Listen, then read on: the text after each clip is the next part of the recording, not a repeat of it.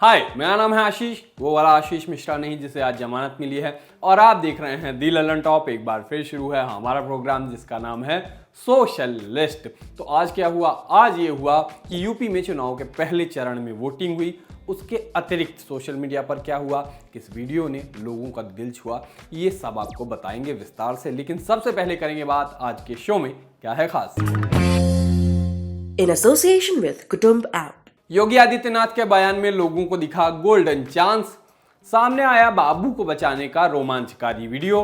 50 साल बाद अपने भाई से मिला बिछड़ा हुआ भाई। और पिक ऑफ द डे में करेंगे बात आपके, मेरे और सबके बचपन के प्यार शक्तिमान की। लेकिन सबसे पहले सोशल मीडिया के आज के दिन के मुख्य समाचार। पहली सुर्खी आई चुनावों से। गुरुवार को दलीप सिंह राणा ने बीजेपी ज्वाइन कर ली। नहीं पहचाना होगा, हम बात कर रहे हैं खली की। अब मुझको पता है कमेंट बॉक्स में लोग कहेंगे कि छोटा खली बड़े खली की बात कर रहा है। क्या ही बताऊं, क्या ही जीवन हो गया है। खैर, वो ग्रेट खली जिनके वीडियोस देख के आजकल लोग डरते कम हैं और हंसते ज्यादा हैं। जिन लोगों का रेफरेंस ना पता हो उन्हें खली का इंस्टा अकाउंट देख लेना चाहिए। खली ने रेसलिंग अखाड़े के बाद राजनीति के अखाड़े में उतरते हुए बीजेपी ज्वाइन कर ली है। पार्टी में गए तो सोशल मीडिया पर लोगों की पार्टी शुरू हुई। एक यूजर ने लिखा कि बस इन्हीं की कमी थी, सनी देओल तो पहले से हैं ही। एक अन्य यूजर ने लिखा कि अब समझ आया पीएम मोदी संसद के लिए नई और मजबूत इमारत क्यों बनवा रहे हैं। वहीं एक तीसरे यूजर ने इसको बीजेपी के मास्टर स्ट्रोक से जोड़ते हुए लिखा कि समाजवादी पार्टी के सबसे लंबे आदमी धर्मेंद्र प्रताप सिंह को टक्कर देने के लिए बीजेपी ने खली को चुना है। और मैं तो यही कहूंगा कि अब कायदे से बीजेपी में सचमुच का ऐसा 56 इंच वाला कोई आ गया है। ट्विटर पर आज का पूरा दिन उत्तर प्रदेश इलेक्शन से जुड़ा रहा। आज वोटिंग के पहले चरण में कुल 58 सीटों पर वोट डाले गए। इस कारण ट्विटर पर चुनाव आयोग, यूपी इलेक्शन जैसे हैशटैग चले। तरह तरह के हैशटैग पर तरह तरह की बातें भी चलती हैं। किसी ने वोटिंग के दौरान ईवीएम में खराबी के दावे किए तो किसी ने आरोप लगाया कि उनके पहुंचने के पहले ही उनका वोट डाल दिया गया था। कुल मिलाकर सोशल मीडिया पर जमकर धमाचौकड़ी आज वोटिंग के नाम पर हुई। साथ ही लोगों ने वोट डालकर अपनी सेल्फी भी शेयर की, बाकियों को भी वोटिंग के लिए प्रोत्साहित किया। बहुत जरूरी होता है, मतलब सेल्फी न डालो तो मेरे को लगता है चुनाव आयोग वोट काउंट ही नहीं करता। लेकिन जरूरी मतलब कर देना चाहिए, लोगों को भी याद आता है कि हमारे इलाके में वोट पड़ रहा है। खैर, इन सब के अलावा हर बार की तरह कुछ दूल्हे भी नजर आए जो कि दुल्हन लेने जाने के पहले वोट डालते नजर आए। इनके वीडियोज और तस्वीरें भी काफ़ी चर्चा में रहे। मतलब कमाल की बात है कि हर एग्जाम में कोई ना कोई दुल्हन होती है जो शादी का जोड़ा पहनकर पेपर लिखती है, और हर चुनाव में कोई ना कोई दूल्हा ऐसा होता है जो घुड़चढ़ी से पहले वोटिंग करता है। एकदम वैसे ही जैसे कुछ लोग भूकंप आते समय घर से भागने के पहले पंखे का वीडियो बनाना नहीं भूलते। खैर, वैलेंटाइंस वीक चल रहा है तो चैटिंग और डेटिंग के साथ साथ वोटिंग का भी ध्यान रखिए, इंपॉर्टेंस दीजिए उसकी। अपनी बारी जब भी आए वोट जरूर करिए। सेल्फी भी इच्छा हो तो डाल लीजिए। हम बिल्कुल नहीं कह रहे, मतलब डालिए, ऐसा मत कहिएगा सेल्फी वालों का, ऐसा कहीं नहीं। तीसरी सुर्खी आई सात समंदर पार से, अमेरिका से। वैसे एक दौर था कि जब अमेरिका से आए दिन हट के खबरें आती थी। दौर के बारे में तो आप समझ ही गए होंगे, जब उधर वो भाई साहब थे, मेरा कैपिटॉल हिल जल रहा है वाले भाई साहब। आजकल तो एकदम विचित्र खबरों का सूखा सा पड़ गया है। चलिए सूखे से सुर्खी पे आते हैं। अमेरिका में दो भाइयों के अचानक मिलन की कहानी आई, और वो किसी फिल्म की कहानी से कम नहीं है। बस वो ताला चाबी वाला वो जो होता था टैटू, बस वही नहीं था, बाकी तो सब था। दोनों भाई संयोग से पूरे 50 साल बाद एक दूसरे से मिले। और वैसे ये संयोग है या प्रयोग, ये तो दोनों भाई ही बता सकते हैं। कैलिफोर्निया में रहने वाले रैंडी वेट्स न्यूज चैनल पर वेदर फॉरकास्ट देख रहे थे, मतलब कि क्या मौसम कैसा रहेगा, कहाँ ठंडी, कहाँ गर्मी, कहाँ पानी। इसी दौरान उन्होंने स्क्रीन पर एक बंदे को देखा जिसका लास्ट नेम वेट्स ही था। टीवी पर दिख रहे इस व्यक्ति का नाम था क्या, एडी वेट्स। और इसको देख के रैंडी को अजीब सा लगा। उन्होंने अपनी बेटी कैम्ब्रिया को इस बारे में बताया। कैम्ब्रिया ने एडी को ऑनलाइन सर्च किया। कैम्ब्रिया ने एडी को खोज निकाला। कैम्ब्रिया ने देखा कि एडी और रैंडी की आंखें भी एकदम मिलती हैं। बाद में रैंडी ने न्यूज़ चैनल को फ़ोन किया और एडी से मुलाकात फिक्स हो गई। जब दोनों पहली बार मिले तो दोनों ने एक दूसरे को गले लगाया और रोने लगे। इसके बाद दोनों के बचपन की तस्वीरें भी हैं जो काफ़ी वायरल होने लगी। मतलब कतई इमोशनल सीन था। अब जब बात एक जैसे नामों की हो रही है तो मेरा भी दुख सुन लीजिए। गुरुवार को लखीमपुर हिंसाकांड के आरोपी और केंद्रीय गृह राज्य मंत्री अजय मिश्रा टेनी के बेटे आशीष मिश्रा को जमानत मिल गई।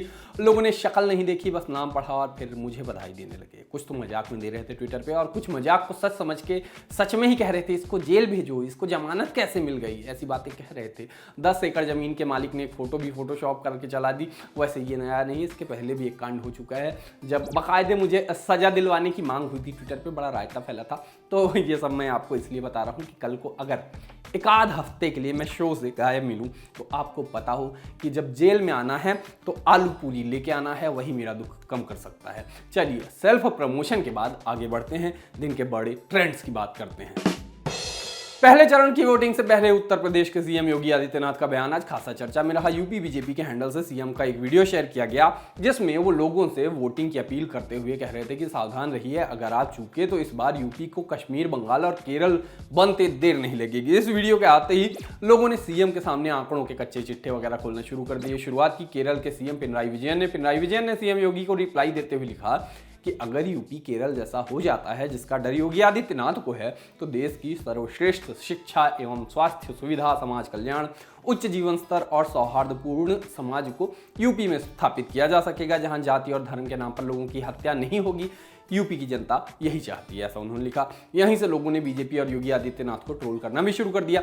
एक यूजर ने लिखा कि योगी जी डरा रहे हैं कि अगर बीजेपी को वोट ना दिया तो यूपी दूसरा केरल हो जाएगा। मुझे भी अपने प्रदेश से प्यार है, पर योगी जी क्या शिक्षा के इंडेक्स में और हेल्थ के इंडेक्स में यूपी को केरल के समकक्ष कभी पहुंचा पाएंगे। एक दूसरे यूजर ने लिखा कि योगी जी ने कहा है भाजपा नहीं आई तो यूपी केरल जैसा बन जाएगा। अपनी यूपी को जल्दी बनाओ केरल जैसा, क्योंकि वहां साक्षरता का प्रतिशत सबसे ज्यादा है, सबसे ज्यादा आईएएस पीसीएस केरल से ही आते हैं, ऐसा इन्होंने लिखा। एक अन्य यूजर ने लिखा कि ये तो यूपी वोटर्स के लिए गोल्डन चांस है, ऐसा मौका फिर नहीं मिलने वाला। मामला फेसबुक पर भी काफी दौड़ा। एक यूजर ने लिखा कि योगी जी का साफ संदेश, बीजेपी वापस नहीं आई तो यूपी बन जाएगा केरल, 100% साक्षर वाला।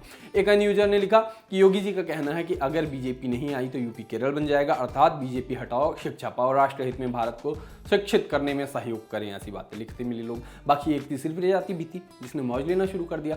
एक व्यक्ति ने लिखा कि योगी जी से प्रार्थना है कि यदि बीजेपी हार जाए और यूपी को केरल बनना पड़े तो एक समुद्र इटावा से भी निकलवा देना, जिससे हम इटावा वासी खूबसूरत बीच का मजा ले सकें। मतलब कुछ लोग तो अपना पॉलिटिक्स बता रहे थे, ऐसे आपदा में अवसर टाइप से ऐसा खोज रहे थे, और कुछ विशुद्ध अपना एकदम एंजॉय का मूड बना के बैठे थे कि हमको कैसे बीच के मजे मिले। वैसे हमारे प्रोड्यूसर की एक्स भी उनको यही कहती थी कि अगर उससे शादी नहीं करोगे तो हमेशा सिंगल और दुखी रहोगे। प्रोड्यूसर दुखी कितने हैं ये तो आप जानते ही हैं। खैर, इस बयान पर आपका क्या कहना है कमेंट करके हमें बताइए।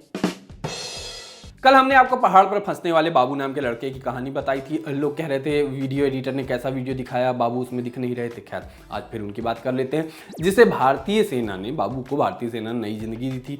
कैसे बाबू पहाड़ पर चढ़ने के चक्कर में 40 घंटों तक वहीं फंस जाता है, फिर उसको बचाने के लिए एनडीआरएफ, एयरफोर्स के साथ मिलकर आर्मी ने साहस भरे रेस्क्यू ऑपरेशन को अंजाम दिया था। अब इस रेस्क्यू ऑपरेशन का ड्रोन वीडियो सामने आ गया है।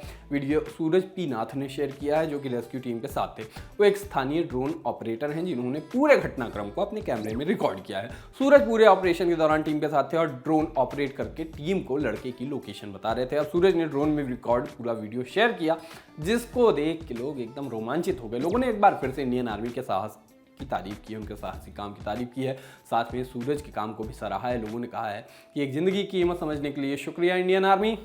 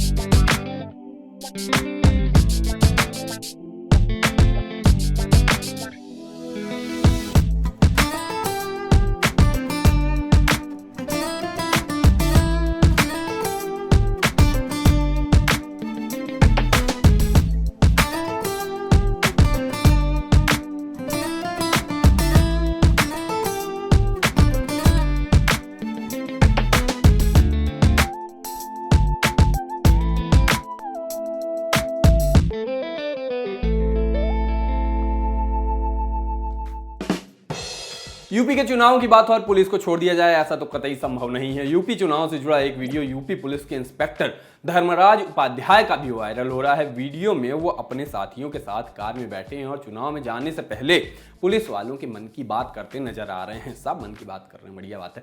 धर्मराज कवि के अंदाज में कहते हैं कि ना कोई के डर मां, ना कोई के दबाव मां, चले हैं दीवान जी ड्यूटी चुनाव मां। धर्मराज उन्नाव में इंस्पेक्टर के पद पर तैनात हैं। वो कविता कहने का खासा शौक रखते हैं और खुद को शायर भी कहते हैं। इससे पहले भी उनकी एक कविता वायरल हुई थी जिसमें वो कह रहे थे कि नवंबर जसमजा जनवरी में न पई हो, गद्दा जसमजा दरी में न पई हो, और ठांस के पिस्टल बुलेट से घूमी हो, दरोगा जसमजा मास्टरी में न पई हो। मन ना पई हो, मतलब में नहीं मिलेगा।